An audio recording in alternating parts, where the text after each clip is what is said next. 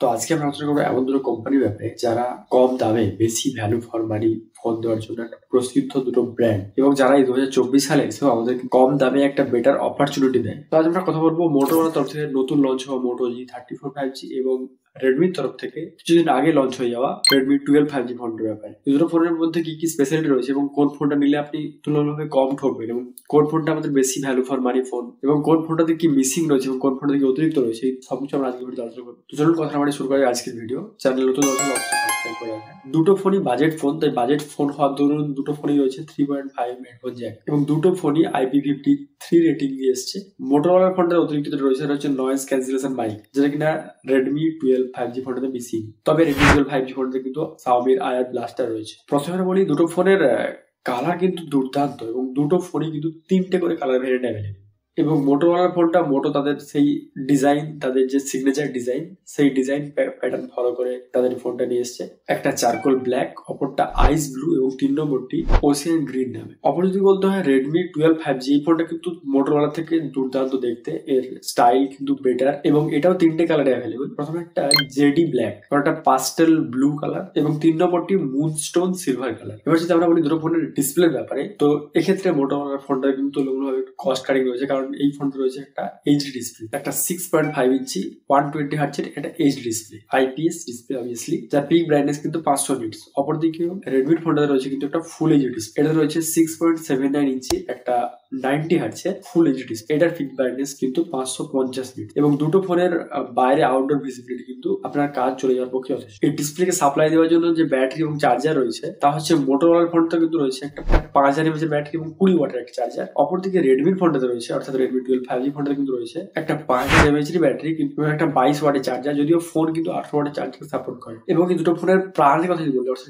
প্রসেসরের কথা যদি বলতে হয়, তো মোটোরোলার ফোনটাতে রয়েছে স্ন্যাপড্রাগনের 695, যেখানে এই ফোনে একটা হাইলাইটেড ফিচার, কারণ স্ন্যাপড্রাগনের 695 এই প্রসেসরটা আমরা প্রথমবার কোনো কম দামের ফোনে দেখতে পেলাম। এই প্রসেসর কিন্তু একটা স্টেবল প্রসেসর এবং খুবই ভালো প্রসেসর একটা এই দামের পক্ষে। এর আন্তঃ স্কোর 4.5 লাখের মতো। অপরদিকে যদি বলতে হয় রেডমি ফোনটার কথা, এটাতে কিন্তু একটা ভালো প্রসেসর রয়েছে, এটাতে রয়েছে স্ন্যাপড্রাগনের 4 Gen 2 প্রসেসর, যেটা কিন্তু একটা লেটেস্ট প্রসেসর এবং একটা স্টেবল প্রসেসর। এটারও আন্তঃ স্কোর 4 লাখের একটু ওপরে। তো প্রসেসর দিক থেকে বিচার করলে কিন্তু আমার মনে হয় মোটোর ফোনটা একটু এগিয়ে যায়, অর্থাৎ পারফরমেন্স দিক থেকে বিচার করি মোটোর ফোনটা একটু এগিয়ে যায় রেডমির ফোনের থেকে। আরেকটা দিকে যেটা মোটোর ফোনটা একটু এগিয়ে যায় তা হচ্ছে অ্যান্ড্রয়েড 14 দেওয়া, অর্থাৎ এই ফোনটা রয়েছে out of the box Android 14 এবং রেডমির ফোনটা রয়েছে অ্যান্ড্রয়েড 13 MIUI 14, যেটা অ্যান্ড্রয়েড 13 উপর বেস করে তৈরি। এবার যদি বলতে হয় ক্যামেরার কথা, তো দুটো ফোনই রয়েছে এখনকার দিনে ট্রেন্ডিং ক্যামেরা, সেটা অর্থাৎ 50 মেগাপিক্সেল একটা ক্যামেরা এবং 2 মেগাপিক্সেল একটা ম্যাক্রো বা ডেপ। মোটোর ফোনটা রয়েছে একটা 50 মেগাপিক্সেলের মেন সেন্সার এবং 2 মেগাপিক্সেল একটা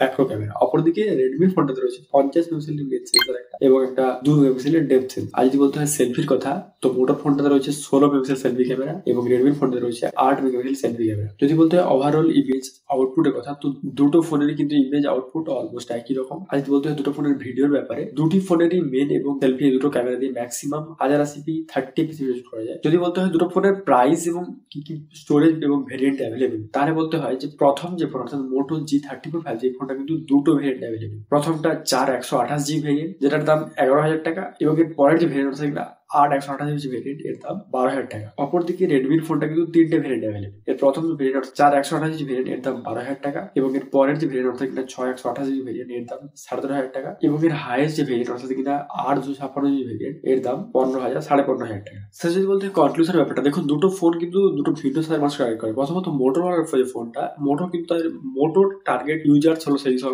ইউজার যারা কিন্তু একটা সিম্পল ফোন পছন্দ করে, অর্থাৎ যারা টুকিটাকি একটা ফোনকে ইউজ করে এবং তাদের তারা কোনো রকম খুব বেশি ফিচার্স একটা ফোনে ইউজ করতে অভ্যস্ত নয়, এবং যারা একটা ক্লিন ইউজ, যেটা বললাম একটা সিম্পল ইন্টারফেস যুক্ত ইউজ পছন্দ করে, এখানে কোনো প্রি ইনস্টল অ্যাপ্লিকেশনে ঝামেলা নেই, কোনো অ্যাডভার্টাইজমেন্ট নেই। তো এই ধরনের ইউজার টার্গেট করে কিন্তু মোটো। অপরদিকে রেডমি টার্গেটেড ইউজার হচ্ছে তারা যারা একটা কাস্টম ইউজ পছন্দ করে এবং যাদের ঝুড়ি ভর্তি ভর্তি ফিচার্স লাগে এবং তাদের টুকিটাকি অ্যাডভার্টাইজমেন্ট তারা কিন্তু কম্প্রোমাইজ করতে প্রস্তুত। এই দু ধরনের ইউজার থেকে আমরা সরিয়ে দুটো ফোনের শুধুমাত্র ফোনের দিকটা বিচার করি, তো দেখুন দুটো ফোনের প্রাইস শুরু হচ্ছে কিন্তু মোটোর ফোনটা শুরু হচ্ছে 11,000 টাকা থেকে এবং রেডমির ফোনটা শুরু হচ্ছে 12,000 টাকা থেকে, অর্থাৎ 1,000 টাকার গ্যাপ রয়েছে দুটো ফোনের লোয়ার ভেরিয়েন্টের মধ্যে, অর্থাৎ আমি বলছি 4 128GB ভেরিয়েন্ট। তো সেই তুলনায় দেখতে গেলে কিন্তু মোটোরোলার ফোনটার পারফরমেন্স কিন্তু রেডমির থেকে বেটার। তবে মোটরোলা ফোনটা যেটা কমতি সেটা হচ্ছে একটা এইচডি ডিসপ্লে রয়েছে, একটা 120 হার্জের একটা এইচডি ডিসপ্লে রয়েছে, যেখানে এই ফোনের দাম কম রাখতে পারার একটা মূল কারণ। তো এইটুকু যদি কম্প্রোমাইজ আপনি করতে পারেন তো আপনার জন্য কিন্তু মোটর ফোনটা বেটার, যদি আপনার ক্লিন হয়তো কোনো সমস্যা না থাকে। কিন্তু যদি আপনি একটা কাস্টমাইজ বেলার জন্য